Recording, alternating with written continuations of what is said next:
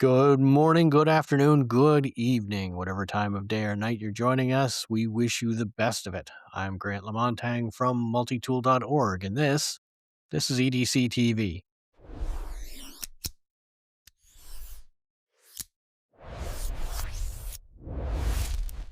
In addition to our regular co-hosts of Abe and Inky, tonight we have my good buddy David Bowen, who also happens to be the site manager at multitool.org. How are you tonight, David? Doing good, thanks. And Abe and Inky, how are you guys doing? Very good. Thank you. Great. So tonight we are going to be talking about discontinued EDC items that we would like to see brought back. So that could be a lot of fun because, gosh, well, we've got over a century of experience between the four of us here, and we've seen an awful lot come and go over the years. As usual, we're going to go through some of the new stuff that we've gotten this week. And since you're our guest tonight, David, how about you start us off? Have you gotten anything new and exciting in the past week that you'd like to talk about? I have got a budget flashlight from the folks over at Nightcore. The EDC 7, I think it's a 1500 lumen flashlight, runs about $50. Very cool. Is that rechargeable? Yes, it's USB-C rechargeable. It's nice. Excellent. Very okay. nice. So is it And just two lights, or sorry, not to? Is it what's just that? two lights, or is there another? You've got two bulbs in there. So is it Yeah, just white? it it's got 2 bulbs in there. Okay, It it's does. not like ultraviolet. Doesn't have any ultraviolet. No, this kinda pared one down. I do have some Nightcores that do have the laser, etcetera, and this one is just a plain chain flashlight. It's got an on-off button, and there's a mode button on the front in order to change the brightness and change the color of the That's like, pretty cool. I full like warm. the shape of that one. That looks really handy. Yeah, yeah, it's flat, it's very pocket friendly. Very cool. I think Abe just got one similar shaped. Was it the Arcfield Pro or something from Olight? Was it, Abe?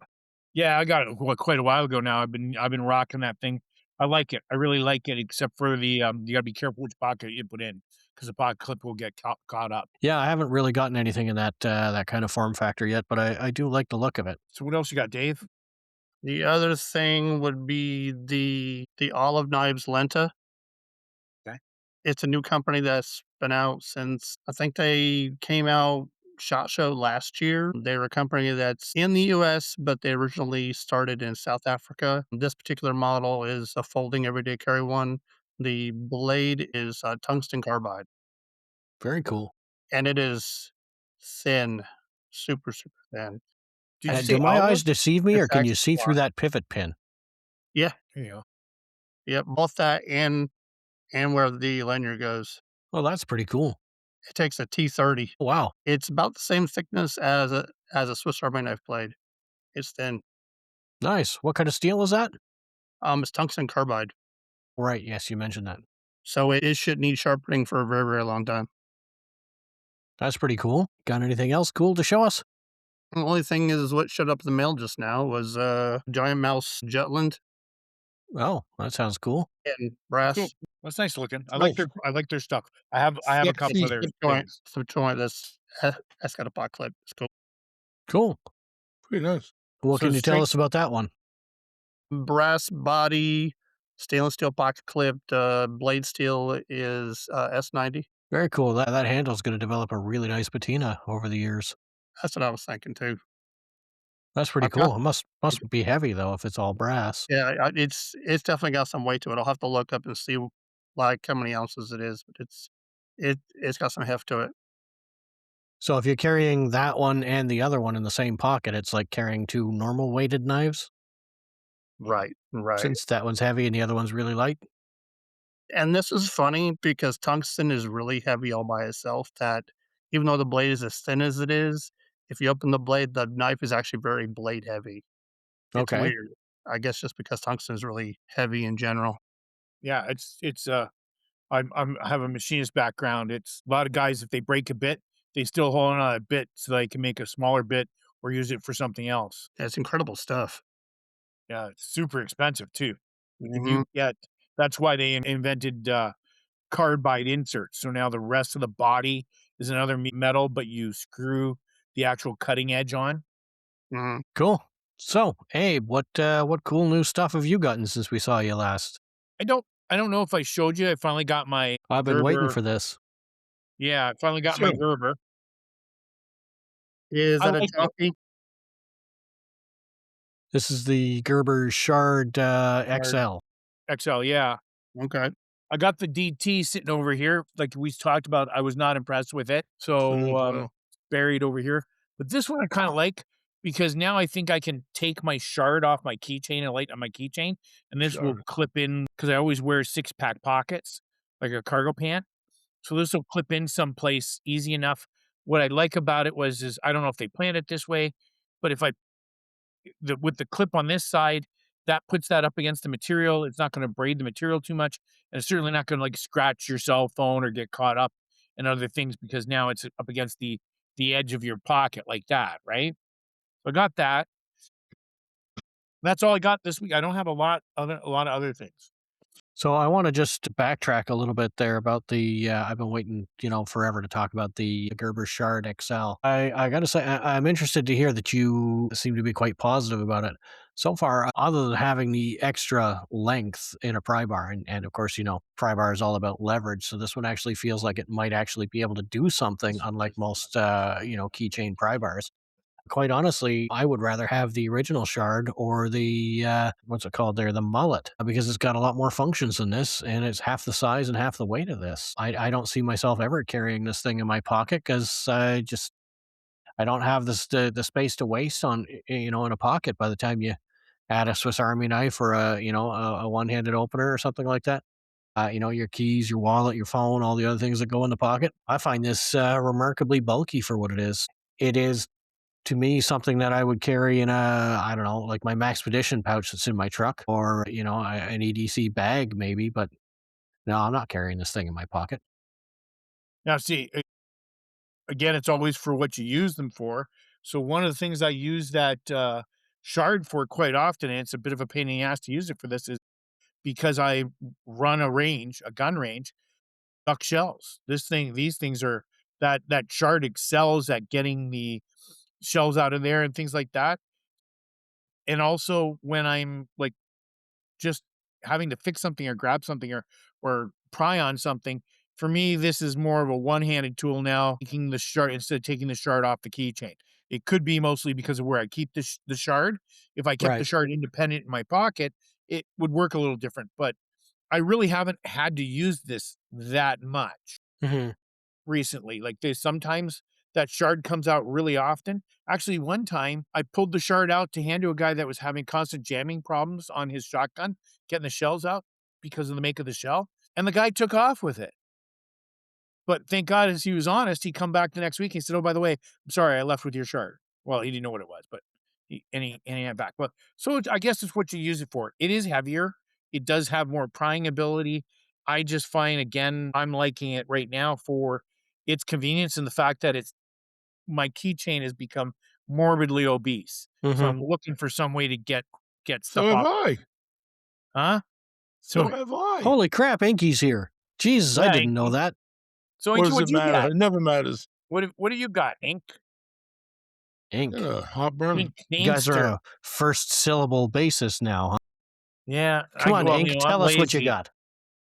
I got this bottle of Elmer's glue, half off, half full, on sale. I think I showed you guys this. I didn't get this, but I remembered it Is that because it's on my tactical table and I have Elmer's glue? nothing else. I'm What? just hoping it's not for drinking purposes because we used to have a guy in grade school that used to eat the glue. Did I show this on the podcast? Or I just showed this to you guys. Oh, yeah? It's the Paramin made by Dagger. You remember this? It's a Paramin. You know, Dagger's like it's one of their off brands. Right? Probably not as good. It's PM2401, I guess. It's I like it. That's all I gotta say about it. I don't It's like it's that kind of neat looking. it's tipped down. Good Tipped night. down. I don't love that. It's got a nice flat grind blade. It's like almost 4 inches. It's just a little different. It's supposed to be like a copy of the old Russian knives, you know? Yeah, I can see that. There's an It's animal on there like I don't know, a jackrabbit or something. Oh, yeah, there you go. It's nice to see something that's not black on black on black on black with black hardware, Yeah, I you get know? so Yeah, tired of they that. had brown, red, black, and now I realize they have like a neon green. It's got a tiny little flipper, but it works well. Yeah, seems to. I don't know. It's nice. It's thick, strong. It's not actually it feels stronger than those two big daggers I have. How Cool. was your dagger? Did you like it when you got it, Dave? Oh, I wish I would brought it with me. I really like it. I show it to people. The thing I like about it is I'm not crazy about the black on black on it. I wish they had made that they had that design in different color scheme, but Chicago didn't have it. They just that was the only color scheme they had left because they sold out. But the pocket clip has a skull on it. There's little skulls all over the thing. So there's Yeah, instead of just the big chunky, like this is your tactical ledges that you hold your thumb onto if you're going to stab somebody with.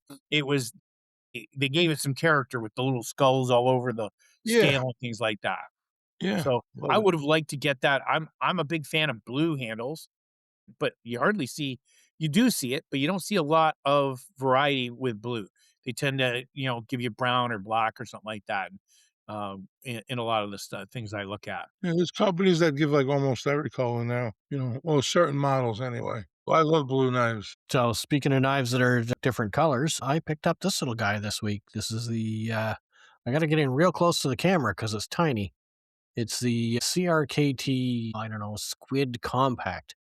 Hmm. And I got to say, I really, really like this one. It's designed by, well, first off, it's assisted opening, as you see, with a frame lock, but it's designed by Lucas Burnley. And I got to say, I'm getting to be a fan of that guy because this is another one of his knives. This is the CRKT Tuna, which, as I've mentioned many times before, I'm a huge fan of. But you can definitely see the similarities between the two of these. They're both I'm frame detecting locks. some ocean themes with him. Yeah, yeah, he seems to do a lot of ocean themes. I guess I don't know. Anyways, there's two of them. But I'm really liking this one. I also find this one is reminiscent of the baby boa designed by Ken Onion, and maybe that's just because it's really really tiny. But Um, one other similarity that I had for this here, and this is pretty much just based on blade shape alone, is this guy right here, the Ashworth turtle. Oh yeah, haven't seen one of those in a while. Yeah. Well, I just picked this one up a few months ago while I was visiting my father. So just a similarity in the blade, which I thought was kind of neat coming from, Hmm. another CRKT product, but from a completely different designer. Yeah. The So the year that I had my bushcraft design with him, with not him, with CRKT, I think he just got brought on doing the squid. And you could tell at the SHOT Show, the reaction of everything with him that he was gonna take off. I mean, you get to say you look at some designers and say, "Okay, that's a good design." But there was a lot of buzz around him. He was a really nice guy. He handled it really well. Some of the makers don't usually handle that kind of buzz well, and you could tell with the PR that was on him that he had a lot of interest in his products, and I knew that guy was gonna have some leg time. Like, he's gonna have some longevity. He wasn't just gonna be one design and gone. And he's nice. Like, I met him, he's a nice guy. We all had dinner together. Cool. But that squid was definitely I'd say that was probably that year, was one of the most popular knives that CRKT had going. yeah. I think that was announced. The original Squid was announced the year that I had gone to Shot and I met with CRKT and I brought Ray Kirk with me, and that was the year that I think we ended up selling his. Well, he called it the Raker Ring tool, but it was the Columbia River produced it as the Key Ring Emergency Tool or something like that. Yeah. Emergency Rescue Tool, that's what it was, because it was Kurt, Kert. So, unless anybody else has any other cool new toys they want to share, let's pretend that we know what our topic is tonight. Okay. And judging by all these blank space faces here, I'm going to have to remind you we are doing discontinued EDC items that you would like to see come Oh, back. I have a question. I remember that. I just wanted because what you said about CRKT, near matching the years up, I must have missed you because I was in the booth, so I must have missed. So, once again, we have a topic tonight. Tonight, we're going to be looking at discontinued EDC items that you would like to see brought back. And again, David, let's start with you. Put you on the spot as our new guy tonight. I'd say there's probably a couple different things from different companies I would like to see come back. I kind of miss Columbia River actually releasing multi-tools. Last one they had, I forget what it was called. Wasn't the Machinist or something like that? It had like a telescoping magnet and had a bunch of other weird, funky things. But I miss the era of the Zilla tool and the Guppy and the Getaway Driver and the just. It seems like the ID Works portion of Columbia River was really, trying to be different, and I miss that. They definitely were. Do you remember the Luma Beaner? That was another one of Mhm. theirs. That Mhm. one is very different. Yeah, Yep. that's right. I didn't get that. I never got that Luma Beaner. I have a pink one, so there you go. I'm just going to I announce am a that out. Luma Beamer. I have a pink Luma Beaner. In fact, Tom Stokes from ID Works, when he was giving me one, he was like, "What color do you want?" And I was like, "Hey, give me the pink one," because nobody else is taking the pink ones, right? They probably have a Mhm. entire truckload of them to bring back. He's like, "You want the pink one?" I'm like, "Yeah, give me the pink one." Why So I not? took the pink one because what the hell? I'm not worried about it. So yeah, I agree. I would really like to see more of the ID Works stuff back at CRKT. Tom and Lance were really great guys. We had a fantastic time with them at Shot. But what else are you thinking there?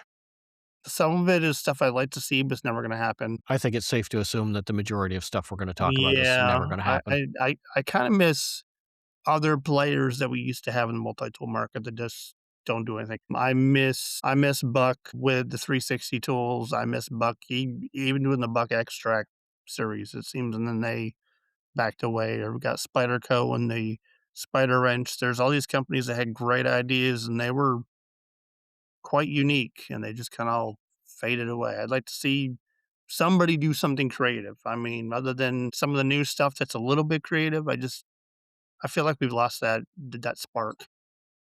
Yeah, it's well, the multi-tool industry sort of goes in waves. You remember we had the PST, and then of course everybody had to come out with something to compete with the PST, and Mhm. then it kind of died off a little bit, and then towards the early 2000s, I think we started to see a lot more coming out again, and now the market seems to have dried up. But I mean, realistically, I think the issue is price. I mean, you've got something like this where it's two moving parts, the blade and the lock, and that's,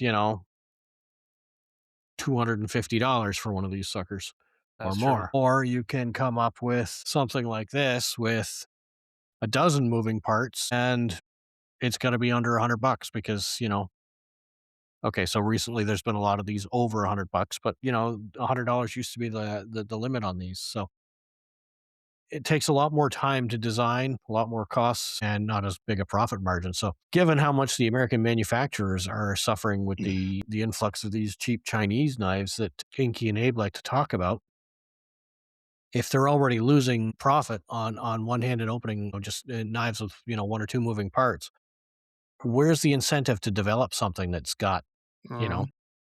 20 moving parts, you know, or one moving part like a lock mechanism that has to work with six other parts, I just, I don't, and I hope I'm wrong, but I just don't see a lot of continuation of that kind of thing. I think that we're seeing, and Leatherman's pushing the prices. What's the arc? $300 US or something like that now. So, The ARCs, mm, I don't Pro remember, 230, 250. $230. I mean, Yeah. I can honestly tell you that I bought a car for less than that and drove it across the country. So, admittedly, that was a while ago. And another factor to that whole thing too is why would you innovate something when people don't have any obligations to your patent laws, and then they just start pumping the stuff out, Well, the right? US patent law technically only applies in the US, right? Yeah.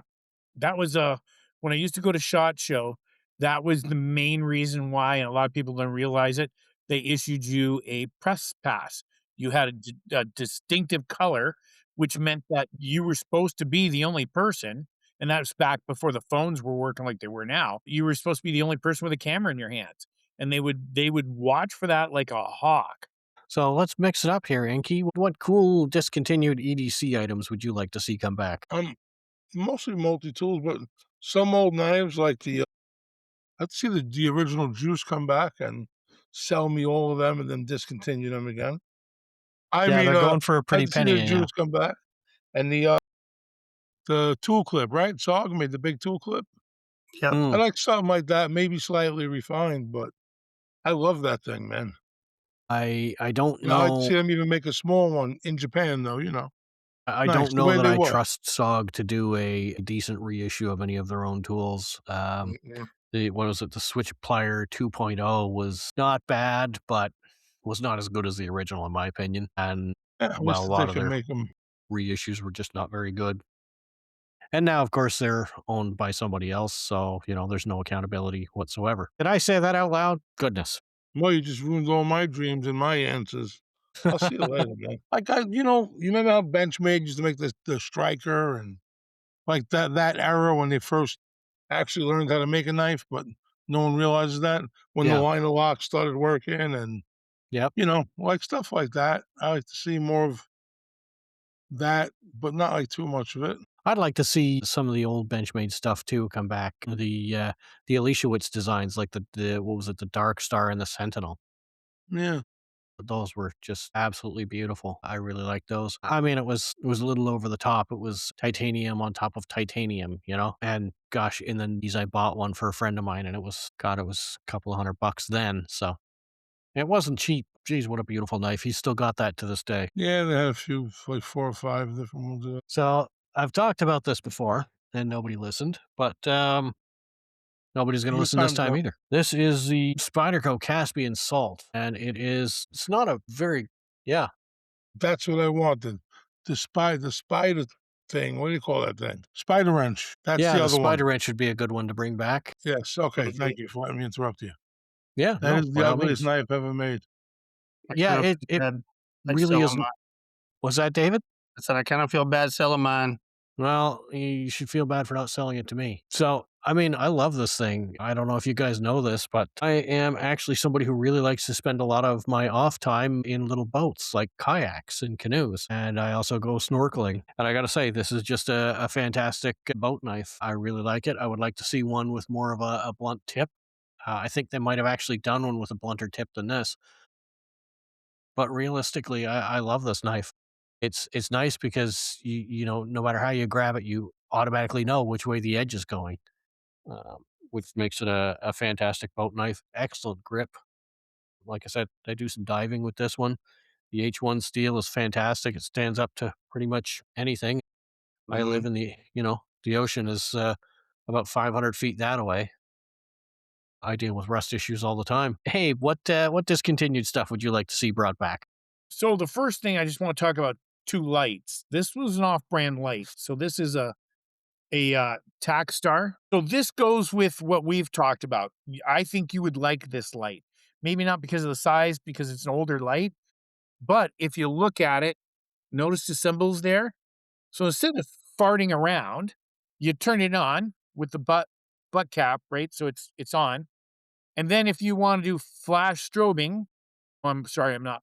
So this dims it a little bit, right? And Right. then you've got a strobe feature, and it's all done by just instead of farting around, you turn it to match the emblems on the symbol. So you don't. It's so easy. You can hand it to somebody and just say turn the collar, and then they'll get it. So it's easy operated button, like I said on the back. Now there's another one, Just just and just let me jump in there for a second, Abe. How are you supposed to see those icons in the dark? hmm, well, you can do this. It's three motions, so you're not really Okay, so tap there's only tap 3 tap tap. options then. Okay. Yeah, there's only three options. Okay. But, you know what I'm saying? Also, if you look at it, because 'cause we're not in the dark, you can see them in the dark because once you turn that on, it's such a bright light, it does cast some back, it always casts some back to you. You can Okay. see them. So if you're not on what you want, you can move it, but it's this easy to change. I'm changing all the modes just by going like this. So I think that's a really easily, if you want something with modes, if not, you just leave it on the solid bright light, right? But you Cool. can That just works. yeah, so it's really easy, it's not really complicated, that's what I like about it, because that's the one problem I have with and then the thing like this one here, if you look at it, so I got this, then I gotta keep pressing the button, and then I get the side light. Now that's not a really complicated one, but as far as the Woobin goes, it's not the mess the Woobin has. Yeah, I really wanna like the Woobin. I love the form factor of it. I like the adjustable head angle. But, Yeah, Jeez, seems like a flashlight designed for people who want to be afraid of the dark. So yeah, and there's two other Woburn style ones that I've looked at with the rotating head, and I've got my sights on ordering them when I get a chance. So the other one that I like it's bigger than this. It was called the Gerber Omnivore, Okay. Mhm. and the reason why I really liked it was because it took it was a C. I always get that name screwed up, letters and stuff. CRV or CR123s. CR123s, yeah. It took the CR123s. It took triple A's and double A's. So wherever you were at, I mean, even if you didn't have the CR battery, which was really expensive, you could go into a dollar store and get yourself three triple A's or two double A's. You could go anywhere, grocery market. Repower it that way. You had rechargeables, obviously, but they don't make it anymore. I'm sorry they don't make it anymore. And mine accidentally, I found some lights were more prone to this than other lights, where you left the batteries in it and they were so well sealed, the off gassing from the batteries ended up rotting the batteries. And that's what happened to mine. I misplaced it, didn't use it a lot. And when I finally found it, quite a bit of time later, it was the batteries had exploded inside and destroyed the light. Because you can save the lights if you can scrub the electrodes, but if you can't get down, if they didn't make it so you can open the head up, so I couldn't get down there and scrub that one off. Yeah, I think I've mentioned this on a previous episode, but the official definition of a flashlight is a carrying case for dead batteries. And the idea of having and I hate CR123 lights. I hate the 18650 lights. I hate these special batteries. And that Omnivore, if you had even if you didn't want to use the CR123s, Right. you still had your common ones, and I've got a couple. I bought a couple of Lee Valley. If you ever look at Lee Valley, they have some specialty battery carriers. They're little plastic racks, and Right. you can put your double A's. They even have them for 9 volts. So that I really miss that Omnivore. I wish somebody would bring that tech back, but it did make for a large, because you had to have 3 columns in there. You had to Yeah. the one so it made for a little bit larger light than this, I'd say. The other thing, as we were sitting here thinking, I don't miss a lot of knives. I The don't cold like steel twist masters. Yes. I don't miss a lot of knives, and the reason why I don't miss a lot of knives when they discontinue them is because I already have so many that I can't carry everything I own anyways. So it's not like I'm, like, heartbroken that they discontinue a knife unless it's one of my favorite knives. Like, for instance, I think I've told you guys I really like the Buck Vantage, so I own 22 of them. So that way, in case I ever lose one, I've got a replacement, right? I think Dave almost went into shock there. Yes. Yeah, I love well, that and if you're collecting them, there's S30V versions, there's C anyways, I don't have it. This was a gift, and I don't have, because I mentioned I had missed out on collecting because, you're a big open oak collector, I'm a big open oak collector. These are made very for the size, they're made very thin, they're ground very thin, they work very well. It's Mhm. just I don't have any of the small ones. So, it's not that I really need them to come back for a long time, I just need them to come back long enough for me to buy the other sizes. I feel the same way about some of Cold Steel's stuff. As we know, Cold Steel likes to, how should we say, borrow designs from other manufacturers. They borrowed the number one belt knife design from Groman.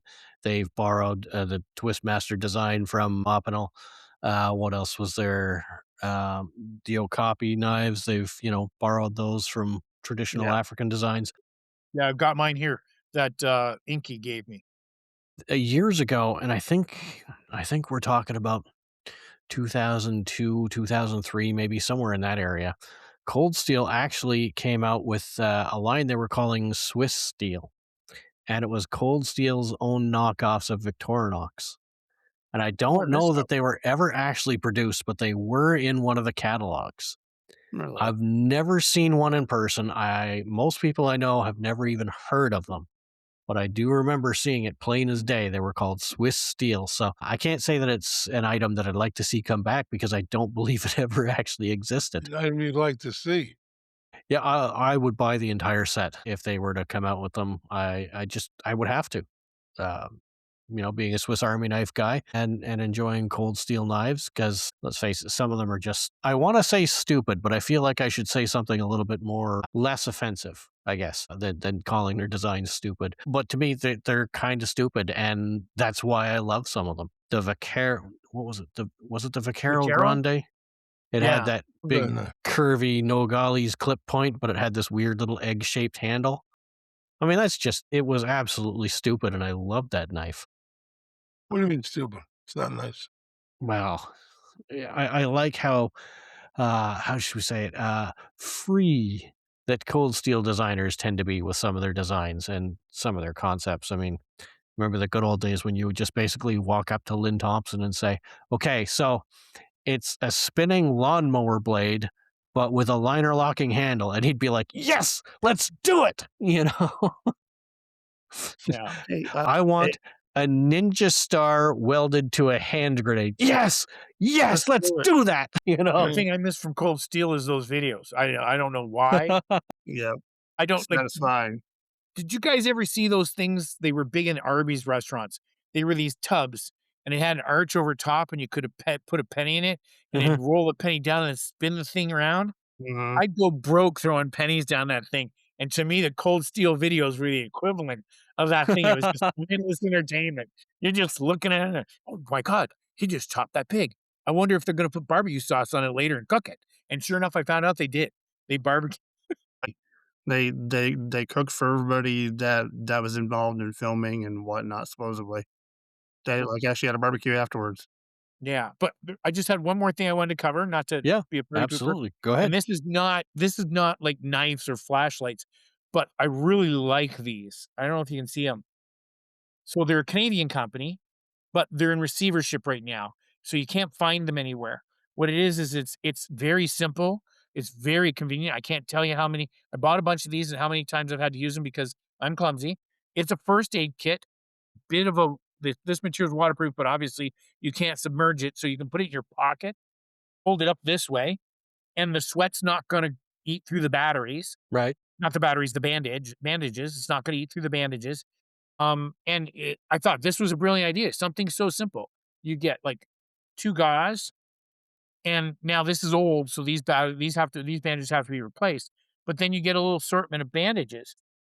If you're an EDC person, I mean, a lot of people concentrate on the flashlights and things like that, but if you've got an EDC backpack, these are really I got no problem throwing one of these in there. Yeah, I've got first aid kits everywhere. You never know when something's going to happen. For minor wounds, and like for instance, I've got a couple like here. I've got one of these. This is a little bigger, but one of these, this would go in there no problem. You don't have to put a big first aid kit in there. The smaller versions, you can put them in. I actually have somewhere around here one of the Viper pockets. So my tools go on the one side, the pad goes in the middle, and then there's a zip up pouch that I used to throw one of these in. I don't know any. They're discontinued because the company's in receivership. And if anybody knows, please go to the forum. If you're interested in items like this, be sure to stop on by forum.multitool.org. I'm sure you can find Abe, Grant, and all of us there. If you have any questions, we'll be sure to I answer them might for be you. there too. You were talking about the Buck Vantage. Have you taken a look at the new Buck Range series? Is that where they use the Buck Vantage handle on a different blade? Yes, a little bit slightly different blade, but they come in 154 and they come in Magnicut, I believe. Yeah, no, I know exactly which one you were talking about. I'm not crazy about the blade style compared to one of the things that really sells me on the Vantage Mhm. is the blade style, right? Now they had what was that called? The Pro something where it was a bolster release. I love that. There used to be one with a bolster release. It was basically the Vantage, but a bolster lock. I've got a couple of those, and somewhere on this table, here, I'm going to step away for a second because I think I put it over with my knives.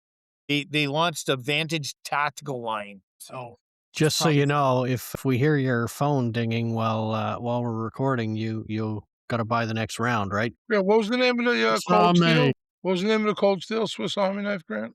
It was called Swiss Steel. Swiss And I steel. believe the marketing,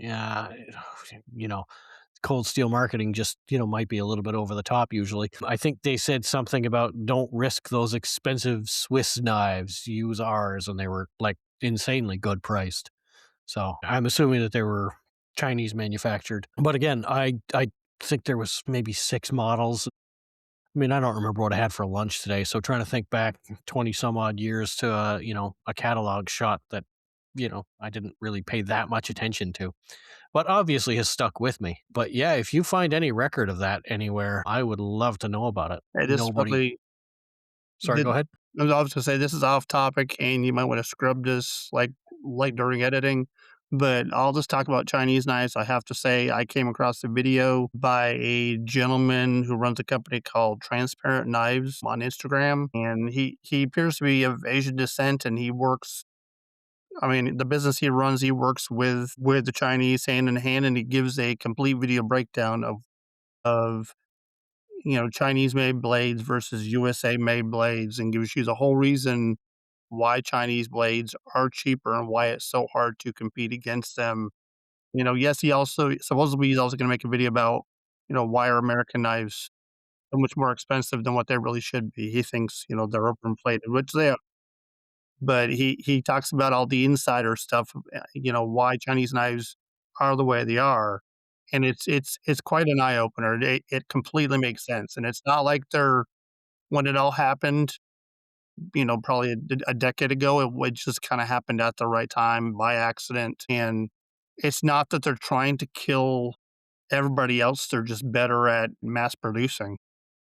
Yeah. Well, they're also, you know, They're I've kinda been working. government funded too.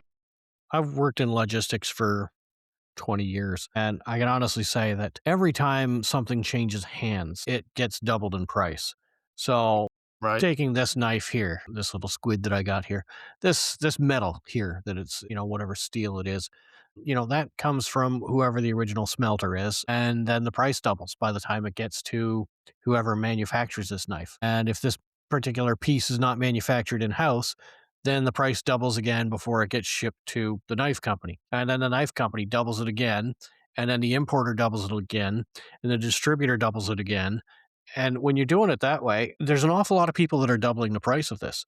So what you end up with, and this is a remarkably good price knife, this one here, the CRKT tuna, I think is an MSRP of about $80 or something like that, which, it's a lot of knife for $80. And I know people are going to write in and tell me, oh no, it's not $80, it's whatever.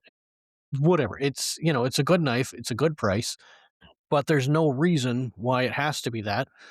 When you cut out half of the people that have their fingers in there and doubling it, then you end up with something that is the same or better quality for a fraction of the cost, because you're not paying for, if you've got 10 markups in an American knife before you buy it, and you get it straight from the manufacturer in China, you've only got half as many markups. So you've only got half as many times that the price has been doubled. So you end up with some really high quality stuff for very little. And as much as, I like to, well, we all like to talk about how great the Chinese knives are getting, where they tend to fall down a little bit on is service. This is another one we were talking about too. I didn't forget about it, but I didn't pull it out ahead of time. The Cold Steel Pro Light. I'd like to see that they've had Mhm. other Pro Lights since. I'd like to see this style come back. I really like the drop point. I like the whole, and again, I don't have the serrated version. Anybody out there's got a serrated version they want to wheel and deal on, let me know. The shape of it reminds me of a Sogzilla. The The blade Spencer Co. pack, right? Yes. Yeah. Well, Spider go Wagner, so you know that right? Spencer Co knife? Yes. That Mhm. knife is, besides the notch in it, like it had the notch here, Right. there was a Partial cold wave.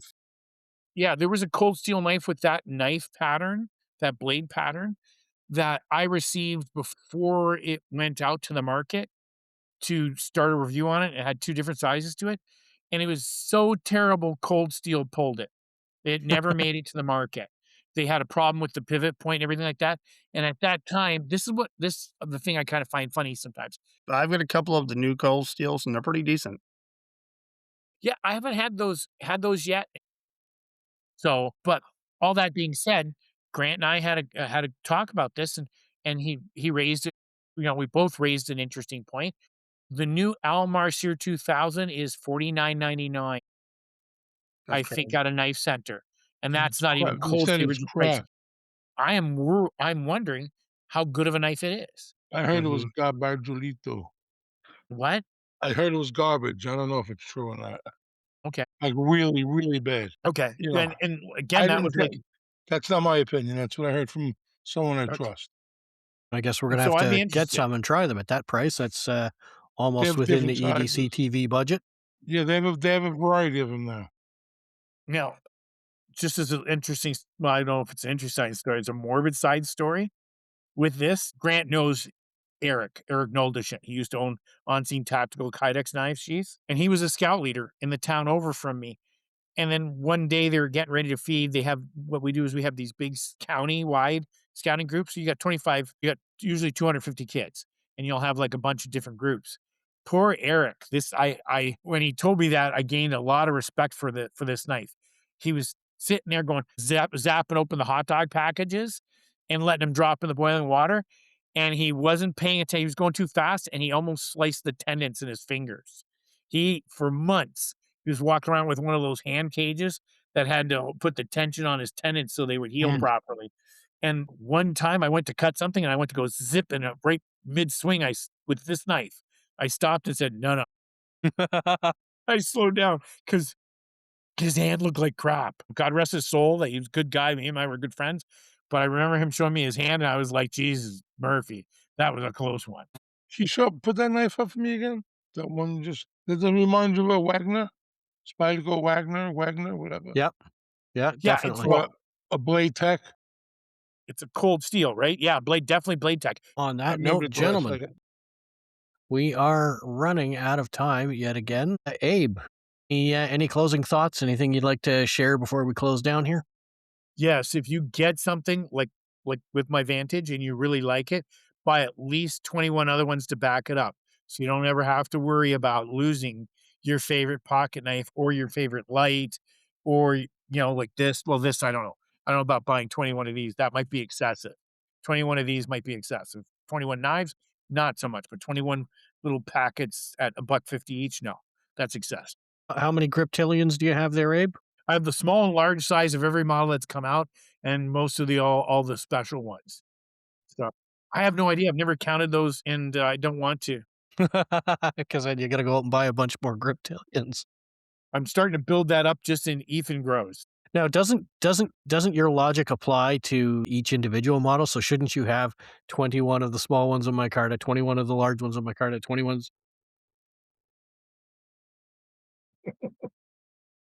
You know what? I belong to the tool club. There's a saying amongst tool collectors, the guy who dies with the most tools wins. Yeah, you see, in the water sport industry, we have a saying as well. It's how many boats does a real kayaker need? Just one more. So, coming back to Just you, saying. David. I would have to say, it doesn't matter if you're a user or a collector. Life is short. Buy more shiny things. That's excellent words. Definitely one I think we all can live by, and probably everybody listening as well. So the usual stuff there, it really helps out the channel. I hate it when creators do this, but it's kind of something that's got to be done. So if you don't mind giving us a rating on a podcast app, if that's where you're listening, hit the like and subscribe on YouTube. And you know what? Come and visit us at forum.multitool.org. Join the community because, it's this community that supports the industry, that supports the community, and so on. And if you hit us up on, the Facebook or Instagram or TikTok or any of the other places that we have a presence, really, you're not helping the community. You're helping the billionaires. And I don't really feel like they need a lot of help these days. So that's about it. If you have any questions or thoughts and you don't want to post them on the forum, which, you definitely do want to post them at forum.multitool.org. But on the off chance you want a little bit more privacy, you can send me a message at edctv@multitool.org. And thank you very much for joining us. And we will see you again next week. Have a great day, everybody.